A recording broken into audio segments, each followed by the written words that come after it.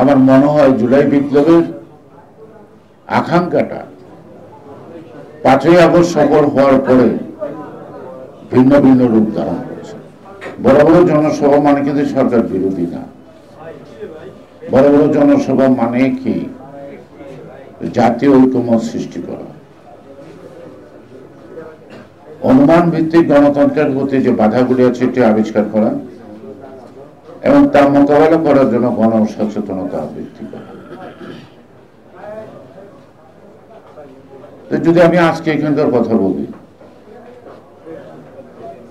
আমরা কম বেশি সবাই রাজনৈতিক জ্ঞান ধারণা সমস্ত জ্ঞান রাখি এবং আমি দাবি করি না ইতিমধ্যে যারা বক্তব্য রাখছেন তার চেয়ে বেশি কথা আমার জানা আছে, অথবা যারা শুনছেন তারাও না, তাদের সংখ্যা কম না, যারা 17 বছরের ইতিহাস নয় আরো বেশি ইতিহাসটা তারা জানেন।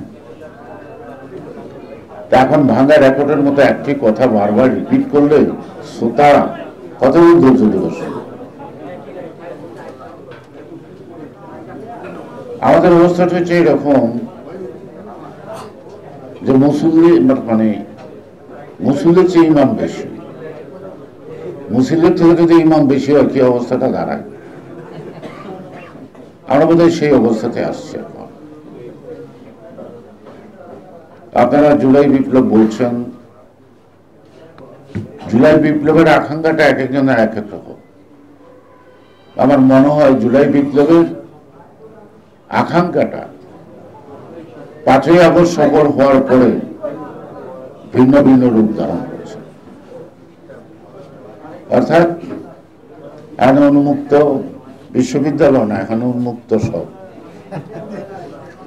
এখন সবাই যার যার মতো করে শেষে বল, একসঙ্গে থাকলাম, একসঙ্গে জেল খাটলাম, যার যার ব্যক্তিগত স্বার্থ হাসিল করার জন্য এখন আমরা আগের মতো একসঙ্গে কথা বলতে পারি না। আমরা 31 দফার ভিত্তিতে প্রায় 60টি দল একত্রিত হয়েছিলাম ফ্যাসিবাদ বিরোধী আন্দোলনে। সেখানে একটু আগে শুনলাম যে পিয়ার, এই শব্দটা ছিল না। গণতন্ত্রের জন্য যদি এটা জরুরি হতো তাহলে আজকে যারা পিয়ার এর কথা বলছেন তারা তো 31 দফায় মতামত দিয়েছেন। আমাদের তো ছিল 27 দফা। 3 মাস সময় লাগছে, ডান বাম যা কিছু আছে সবার সাথে আলাপ করার পরে এটা 31 দফা 22 সালে, অর্থাৎ অন বিহাফ অফ দ্য আমাদের ভারপ্রাপ্ত চেয়ারম্যান তারেক রহমান এটা জাতির সামনে উপস্থাপন করছেন এবং 5ই আগস্টের পর আরেকটি অনুষ্ঠানের মাধ্যমে তিনি এটাকে আবার পুনর্ব্যক্ত করছেন। আমরা গণতন্ত্র চাই, কিন্তু আমার কাছে মনে হয় গণতন্ত্রের মানেটা আমি কি পেলাম কি পেলাম না। আমি যদি পাই তাহলে গণতন্ত্র আছে, আর আমি যদি না পাই তাহলে গণতন্ত্র নাই। আজকে যে শব্দটা আমার ডাইনে বামে দুইজনই, আমাদের অধ্যাপক সাহেব এবং আমার যুগ্ম মহাশয় বলেছেন দেশটা মৌলবাদের দিকে যাচ্ছে। তা আমি যদি বলি মৌলবাদের দিকে যাচ্ছে তাহলে প্রেস ক্লাবের উপর দেওয়ার ওর আগে আমার গানটা দেখবো, কারণ ইতিমধ্যেই আমাকে আর ভারতের দালাল বলা শুরু হয়ে গেছে। তা আমি যতটুকু জানি ভারত যাদেরকে এখানে নিয়োগ করে তাদের স্বার্থ রক্ষা করার জন্য টুপি দাঁড়িয়ালা লোকে বেশি নিয়োগ করে, কারণ হিন্দু করে নিয়োগ করে তো লাভ হয় না। তো হিন্দুর ঘরে জন্ম নিলে এমনি ইন্ডিয়ান দালাল, এটা তার নতুন করে আর দালাল বানানোর দরকার পড়ে না। এই অপবাদগুলো এখন শুনতে হয়। যারা বৈষম্য বিরোধী আন্দোলন করছেন তারা নতুন করে আবার বৈষম্য সৃষ্টি করতেছে।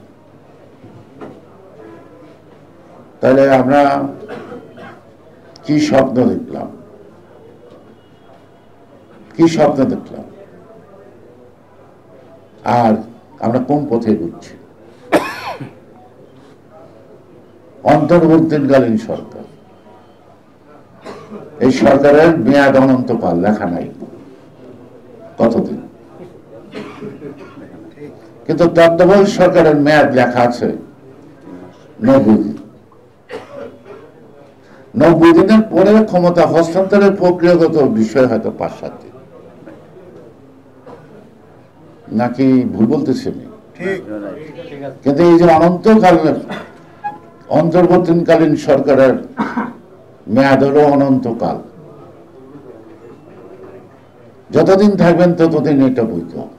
যদি তাই না হয় তাহলে যেটি সুষ্ঠু অবাধ নির্বাচনের মাধ্যমে একটি নির্বাচিত সরকারের আকাঙ্ক্ষা বোধ, জুলাই আগস্টের যে বিপ্লব, এখনো তাদের কেন সময় হয় না? যদি একটি তত্ত্বাবধায়ক সরকার পরিবর্তনের পর একটা তত্ত্বাবধায়ক সরকার 90 দিনে নির্বাচন অনুষ্ঠিত করতে পারে, তাদের 2 বছর লাগে কেন?